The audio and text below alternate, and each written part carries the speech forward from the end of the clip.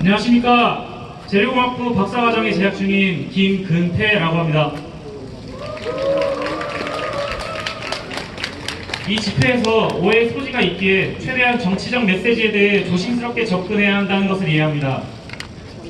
하지만 현재 이 집회가 비판하고자 하는 대상인 조국 법무장관이 교수가 아닌 정치인으로의 활동을 하고자 하는 상황에서 벌어진 문제들에 대한 이야기를 나누어야 하다 보니 어느 정도 정치적 메시지가 담길 수 있다는 점을 양해 부탁드리겠습니다.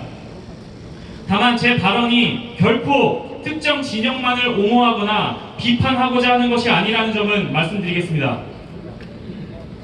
저는 한없이 부족한 한 개인일 뿐이지만 오늘 여러분께 간곡히 요청드리고 싶은 것이 있어 이 자리에 섰습니다. 저는 지금 대한민국의 정치판에서 벌어지는 일들이 그리 낯설지 않은 느낌이 듭니다. 국민들이 손에는 촛불에 의해 정권은 바뀌었지만 새롭게 권력을 잡은 자들이 보여주는 행태는 예전과 크게 다르지 않은 것 같습니다. 그리고 분열된 국민들이 보이는 반응 또한 진영은 바뀌었지만 크게 달라지지 않은 것을 느낍니다. 과거 박근혜 정권 콘크리트 지지층 30%, 현재 조국 장관 지지층 40% 이상, 이 둘은 서로 정치적 대척점에 존재하지만 본질적인 공통점을 갖고 있습니다. 그건 바로 모두 진영 논리에 사로잡혀 있다는 것입니다. 진영 논리에 사로잡혀 너네 편이 저지른 잘못을 비판하면서 우리 편이 저지른 똑같은 잘못은 합리화하려 합니다. 과거 박근혜 대통령 탄핵 정부 때 전국에 울려 퍼지던 부정, 부패, 비리 척결에 대한 외침은 왜 2019년에는 나오지 않는 것입니까? 왜 과거의 부정에는 민감했었고 현재의 위선에는 이토록 관대하단 말입니까? 부정과 위선을 비판하는데 네 편, 내 편이 어디 있습니까?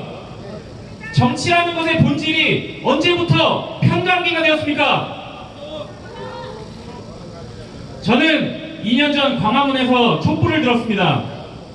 당시 대통령 그리고 그 측근들이 권력의 뒤에 숨어 국민의 동의를 구하지 않은 채로 국가적 결정을 내리고 개인의 이익을 위해 국민이 부여한 권력을 사용했던 점에 대해 저는 분노하였고 촛불을 들어 목소리를 내었습니다. 그리고 저는 지금 또다시 촛불을 들고 있습니다. 지금 제가 든 이 촛불은 2년 전에 저를 부정하는 촛불이 아닙니다. 2년 전에 들었던 그 촛불도 지금 제가 든 촛불과 본질적인 다름이 없습니다.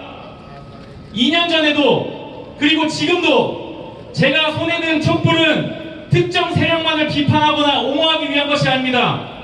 과거에도 그리고 지금에도 저는 사랑하는 대한민국을 타락시키는 불의에 대한 비판의 목소리를 내고 있는 것입니다.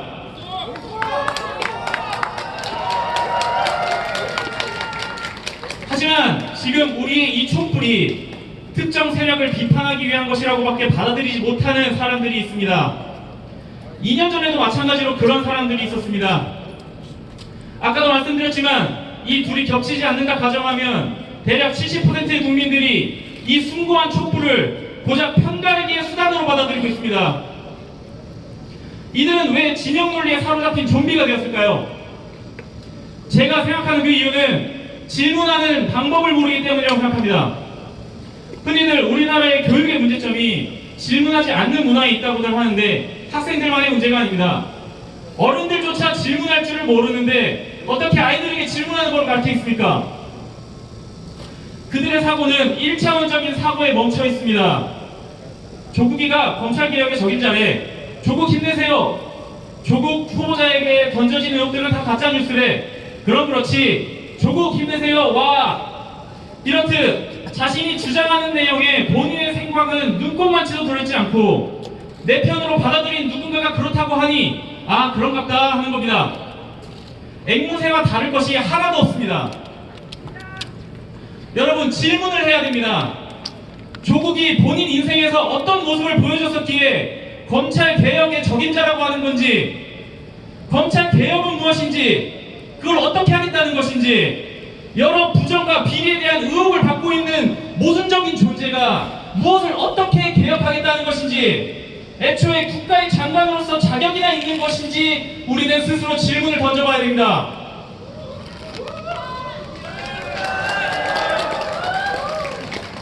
꼭 조국에 관련된 내용뿐만이 아닙니다. 각종 경제, 외교, 안보 정책들, 우리가 속한 공동체의 미래를 결정하고 결국에 우리의 삶에 지대한 영향을 미치는 우리 인생에서 마주하는 여러 공적 메시지들에 대해서 항상 질문을 던져야 됩니다. 감정을 자극하는 듣기 좋아 보이는 메시지들이 과연 옳은 결과를 가져올 수 있는 것인지, 그 메시지가 과연 본질에서 벗어나 있지는 않는지 끊임없이 질문을 던져야 하는 것입니다. 그래야만 우리가 우리의 생각의 주인일 수 있기 때문입니다. 생각의 주인이 내가 아니라면 나는 누군가의 정신적 노예가 될 수밖에 없습니다. 누군가의 이익을 위해 도구로 쓰여지는 노예에 불과한 것입니다. 더 큰 불행은 스스로가 그 사실을 인지하지조차 못한다는 것입니다. 여러분, 자유가 무엇입니까? 먹고 싶은 거 먹고, 가고 싶은 데 가고, 하고 싶은 거 하는 거, 그것만이 자유인가요? 육체적 자유만 충족되면 되나요? 네, 맞습니다. 아닙니다. 그에 못지않게 정신적인 자유 역시 중요한 겁니다. 어떤 형태이든 자유는 쉽게 얻어지는 것이 아닙니다. 정신적 자유도 마찬가지입니다. 스스로가 끊임없이 질문하고 의심하고 고민해야지만 내 생각의 주인이 비로소 내가 되는 것입니다. 저는 단언할 수 있습니다. 지금처럼 이렇게 많은 사람들이 정신적 노예가 되어가는지도 모르고 안일하게 살아간다면 머지않은 미래에 육체적 자유 역시 어떤 형태가 됐든 빼앗기게 될 것입니다. 자유는 거저 주어지는 것이 아닌 쟁취해야 하는 것임을 기억해야 하고, 자유를 빼앗기는 것에 위기의식을 느껴야 합니다. 그래서 저는 여러분들께 요청드리겠습니다. 끊임없이 질문해 주십시오. 먼저 본인 자신에게 끊임없이 질문해 주십시오. 그래서 내 생각의 주인이 나임을 스스로가 확실하게 하십시오. 내가 추구하는 바의 본질이 무엇인지 확실하게 해주십시오. 그리고 아직 스스로에게 질문을 던지지 못하고 있는 가족, 친구, 애인, 선후배들에게도 질문을 던져주십시오. 부디 스스로에게, 그리고 사랑하는 사람들에게 질문하는 것을 회피하지 말아주십시오. 저는 이 땅의 국민들이 모두 이 나라가 잘 되었으면 하는 그런 선의를 가지고 있다는 것을 압니다. 하지만 그 선의가 올바른 결과를 내기 위해서는 스스로의 생각을 점검하는 작업이 반드시 필요합니다. 저는 확신합니다. 이 대한민국 땅의 국민들이, 대한민국을 사랑하는 선의를 가진 모든 국민들이 스스로에게 질문을 하기 시작할 때, 그때가 비로소 이 사랑하는 대한민국이, 이 자랑스러운 대한민국이 전 세계를 선도하는 진정한 강대국으로 우뚝 서게 된 때일 것입니다.